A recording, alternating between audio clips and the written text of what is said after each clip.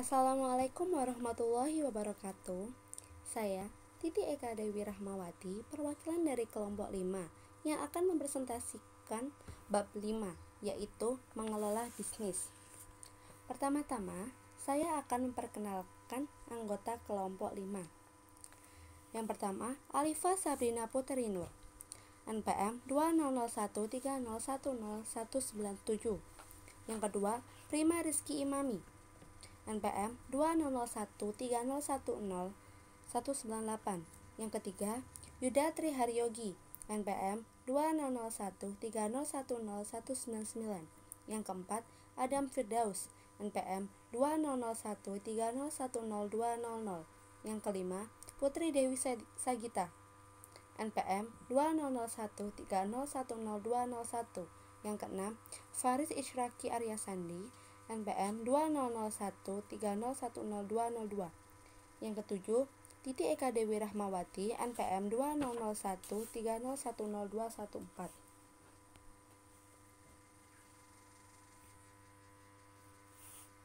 Proses manajemen. Seluruh korporasi bergantung pada manajemen yang efektif. Manajer melakukan berbagai fungsi dan tanggung jawab yang hampir sama. Dan yang perlu diingat bahwa manajer di perusahaan kecil maupun besar menghadirkan keterampilan serupa. Kemampuan untuk menanggapi berbagai tantangan tanpa memandang jenis dan organisasi. Manajer adalah salah satu dari sumber daya organisasi yang paling penting. Fungsi dasar manajemen. Yang pertama, perencanaan. Perencanaan menentukan apa yang harus dilakukan organisasi dan bagaimana melaksanakannya membutuhkan perencanaan. Ada 3 komponen utama. Yang pertama, dimulai ketika manajer merumuskan sasaran perusahaan. Yang kedua, mengembangkan strategi komprehensif untuk mencapai sasaran tersebut. Yang ketiga, merancang rencana taktis dan operasional untuk menjalankan strategi. Yang ketiga, pengorganisasian. Manajer juga harus mengorganisasikan orang-orang dan sumber dayanya. Aspek utama dalam fungsi pengorganisasian yaitu membantu karyawan dalam memahami hubungan peran dan pelaporan. Yang ketiga, pengarahan. Manajer memiliki wewenang untuk memberikan perintah dan meminta hasilnya. Akan tetapi, pengarahan sebenarnya melibatkan kegiatan yang lebih rumit. Yang keempat, pengendalian. Proses memantau kinerja perusahaan untuk memastikan bahwa perusahaan tersebut mencapai sasarannya. Ilmu dan seni manajemen. Dengan kompleksitas yang makin mengemuka dalam pekerjaan manajer, mungkin Anda bertanya, apakah manajemen itu suatu ilmu ataukah suatu seni? Nyatanya, manajemen yang efektif merupakan perpaduan ilmu dan seni.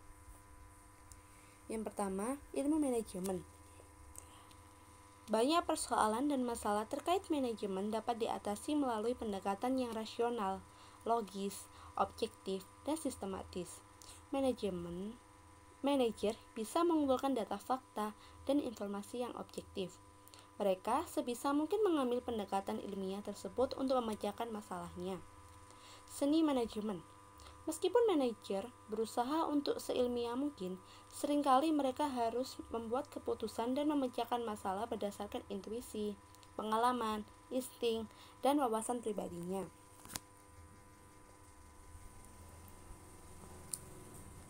Menjadi seorang manajer. Meskipun banyak jenisnya, manajer sendiri adalah perpaduan antara pendidikan dan pengalaman. Peran pendidikan. Pendidikan manajemen dapat dimulai ketika beranjak menuju bangku perkuliahan, yaitu saat menyelesaikan perkuliahannya. Seseorang dapat dikatakan memiliki fondasi untuk mengembangkan kemampuan manajemen. Bahkan, setelah memperoleh gelar sarjana, pendidikan manajemen tidak berhenti sampai di situ saja. Banyak yang memilih untuk meneruskan pendidikannya. Yang kedua, peran pengalaman. Kemampuan manajemennya harus dipelajari lewat pengalaman. Sebagian besar manajer berkembang hingga meraih posisi seperti ini, yaitu dari pekerjaannya sebelumnya, dengan mengalami tekanan keseharian dan menangani beragam tantangan manajemen. Seseorang dapat mengembangkan pemahaman mendalam merupakan sifat mendasar dan karakteristik tugas manajerial. Tipe-tipe manajer. Manajer dikelompokkan sesuai dengan tingkatan dan bidang tanggung jawabnya. Pertama, sesuai dengan tingkatannya, yaitu pertama, manajer puncak, bertanggung jawab atas keseluruhan kinerja perusahaan, merumuskan kebijakan umum perusahaan, menetapkan strategi, dan menyetujui keputusan penting saat mewakili perusahaan dalam hubungan dengan perusahaan lainnya. Yang kedua, manajer media, yaitu manajer yang bertanggung jawab dalam menerapkan strategi dan berupaya mewujudkan sasaran yang diterapkan manajer puncak. Yang ketiga, manajer lini pertama, bertanggung jawab dalam mempersiapkan tugas karyawan yang melapor kepada mereka, memastikan karyawan memahami dan terlatih baik dalam kebijakan dan prosedur perusahaan. Yang kedua, bidang-bidang manajemen. Pertama, manajer sumber daya manusia, bertanggung jawab untuk merekrut dan melatih karyawan, mengevaluasi kinerja, dan menerapkan besaran kompensasi. Yang kedua, manajer operasional, bertanggung jawab atas produksi, persediaan, dan pengendalian kualitas. Yang ketiga, manajer pemasaran, bertanggung jawab terhadap pengembangan, penetapan harga, promosi, dan distribusi barang dan jasa. Yang keempat, manajer informasi, bertanggung jawab dalam merancang dan menerapkan sistem untuk menggabungkan, menyusun, dan mendistribusikan informasi. Dan yang kelima, manajer keuangan, yang bertanggung jawab untuk merencanakan dan mengawasi fungsi akuntansi serta sumber daya keuangannya. Yang terakhir, manajer lainnya. Beberapa perusahaan juga memperkerjakan manajer khusus. Misalnya, manajer hubungan masyarakat, manajer riset dan pengembangan. Besaran kemungkinan bidang manajemen tidak dapat dibatasi karena tergantung dengan kebutuhan dan impian perusahaan. Peran manajerial. Peran-peran ini dibagi ke dalam 3 kategori dasar, yaitu pertama, peran interpersonal. Manajer seringkali diharapkan menjadi seorang panutan, seorang pemimpin, seorang yang memotivasi karyawan, dan terakhir, manajer juga memiliki peran sebagai penghubung. Peran informasional. Manajer seringkali diharapkan menjadi seorang pemantau, diseminator informasi, dan juga juru bicara. Juru bicara secara formal menyampaikan informasi kepada orang-orang di luar unit atau di luar organisasi. Dan yang terakhir, peran desisional. Manajer seringkali diharapkan menjadi seorang wirausahawan, pihak yang menangani gangguan, pengalokasian sumber daya, dan juga sebagai negosiator. Keterampilan manajemen dasar.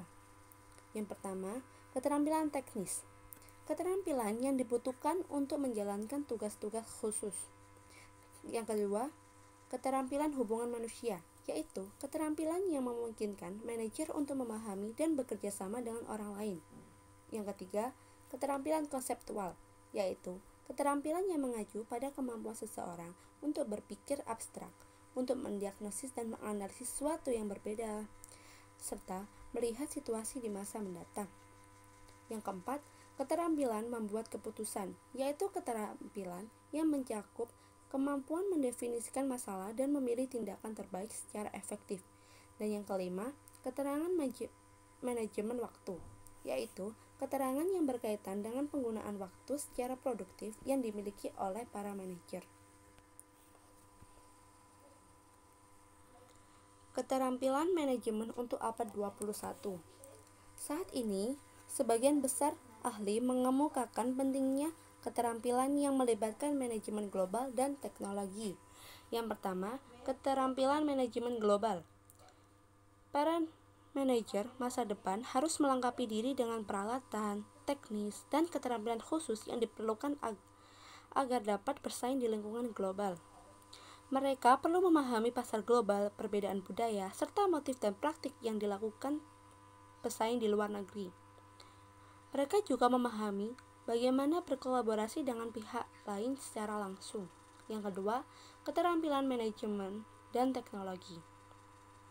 Persoalan signifikan lain yang dihadapi manajer masa depan adalah teknologi, terutama yang berkaitan dengan komunikasi. Bentuk teknologi baru telah menambah kemampuan manajer untuk memperoleh informasi secara bersamaan, sehingga penting untuk menyusun dan menafsirkan segudang informasi yang masuk. Manajemen strategik menetapkan sasaran dan merumuskan strategi. Manajemen strategik sendiri memiliki arti, yaitu proses yang membantu perusahaan untuk memelihara susunan yang efektif dalam lingkungannya. Yang pertama, menetapkan sasaran bisnis. Sasaran merupakan target kinerja, yaitu alat ukur keberhasilan atau kegagalan yang digunakan oleh organisasi dan manajer pada setiap tingkatannya. Yang kedua, tujuan dari penetapan sasaran. Yang pertama, penetapan sasaran memberikan arah dan panduan bagi para manajer di semua tingkatan. Yang kedua, penetapan sasaran membantu perusahaan mengalokasikan sumber dayanya. Yang ketiga, penetapan sasaran membantu dalam membangun budaya perusahaan. Dan yang keempat, penetapan sasaran membantu manajer menilai kinerjanya sendiri. Jenis-jenis sasaran. Pertama, sasaran jangka panjang. Pada sasaran ini berhubungan dengan periode waktu yang panjang, umumnya 5 tahun lebih. Sasaran jangka menengah. Sasaran jangka ini ditetapkan untuk periode antara 1 hingga 5 tahun. Perusahaan biasanya memiliki sasaran jangka menengah di beberapa bidangnya. Sasaran jangka pendek.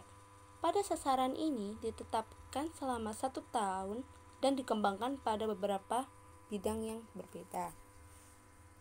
Jenis-jenis strategi. Yang pertama, strategi korporat. Tujuannya yaitu menetapkan bisnis apa yang dijalankan oleh perusahaan. Yang kedua, strategis bisnis. Tujuannya yaitu diterapkan pada lingkungan unit bisnis atau lini produk dan berfokus pada peningkatan posisi bersaing perusahaan. Yang terakhir, strategi fungsional. Pada tatanan strategi ini, manajer dalam bidang tertentu seperti pemasaran, keuangan, dan operasi memutuskan cara terbaik untuk mencapai tujuan perusahaan dengan mengerjakan kegiatan fungsional mereka seefektif mungkin. Merumuskan strategi. Langkah pertama, menetapkan sasaran strategi. Sasaran strategis diturunkan langsung dari pernyataan misi perusahaan. Langkah kedua, menganalisa organisasi dan lingkungan. Setelah sasaran strategis ditetapkan, manajer biasanya berupaya untuk menilai organisasi beserta lingkungannya. Yang langkah ketiga, mencocokkan organisasi dan lingkungannya. Langkah terakhir dalam perumusan strategi adalah mencocokkan ancaman dan peluang dari lingkungan terhadap kekuatan dan kelemahan perusahaan. Hierarki perencanaan. Rencana strategis mencerminkan keputusan mengenai alokasi sumber daya, prioritas perusahaan, dan langkah-langkah yang diperlukan untuk memenuhi sasaran strategis. Yang kedua, taktis. Rencana untuk jangka panjang, waktu yang lebih pendek untuk menerapkan aspek-aspek khusus dari rencana strategis perusahaan. Yang ketiga, rencana operasional. Disusun oleh manajer tingkat menengah dan rendah, menetapkan target jangka pendek untuk kinerja harian, mingguan, ataupun bulanan. Perencanaan kontingensi dan manajemen krisis. Karena lingkungan bisnis seringkali sukar diprediksi dan karena kejadian yang tak terduga dapat menimbulkan masalah yang sangat besar, sebagian manajer menyadari bahwa rencana yang telah disusun matang sekalipun terkadang bisa berantakan. Dengan demikian, mereka membuat rencana alternatif, yaitu perencanaan kontingensi dan manajemen krisis. Yang pertama, perencanaan kontingensi. Perencanaan ini berupaya mengidentifikasi aspek-aspek penting dari suatu bisnis atau pasar yang mungkin berubah sebelum perubahan itu terjadi. Perencanaan kontingensi juga mengidentifikasi cara-cara perusahaan merespon terhadap perubahan. Yang kedua, manajemen krisis. Krisis adalah keadaan darurat yang tidak diharapkan yang memerlukan tanggapan segera. Oleh karena itu, manajemen krisis melibatkan metode-metode organisasi dalam menghadapi keadaan darurat. Manajer dan budaya perusahaan. Setiap perusahaan memiliki identitas atau budaya perusahaan, yaitu pengalaman, kisah, kepercayaan, dan norma bersama yang memberikan ciri pada suatu negara. 1. Membangun dan mengomunikasikan budaya. Budaya perusahaan mempengaruhi filosofi, gaya, dan perilaku manajemen. Dengan demikian, manajer harus sangat cermat dalam mempertimbangkan jenis budaya yang ingin diterapkan dalam organisasi mereka dan kemudian berupaya memupuknya dengan cara mengomunikasikannya kepada setiap individu yang bekerja di sana. Yang kedua, mengubah budaya. Organisasi terkadang harus mengubah budaya perusahaannya. Jika diharuskan demikian, mereka juga harus mengomunikasikan alasan perubahan ini kepada karyawan dan pelanggannya. Menurut penuturan para CEO di beberapa perusahaan yang telah mengalami perubahan radikal dalam suatu dekade terakhir ini, proses tersebut biasanya melalui 3 tahap. Yang pertama, menyoroti perubahan besar sebagai tanggapan paling efektif terhadap masalah yang dihadapi. Kedua, mulai menyusun visi bersama perusahaan baru. Dan yang terakhir, perusahaan menetapkan sistem baru untuk menilai dan memberikan kompensasi kepada karyawannya. Terima kasih. Sekian presentasi dari kelompok 5. Mohon maaf apabila ada salah kata. Wassalamualaikum warahmatullahi wabarakatuh.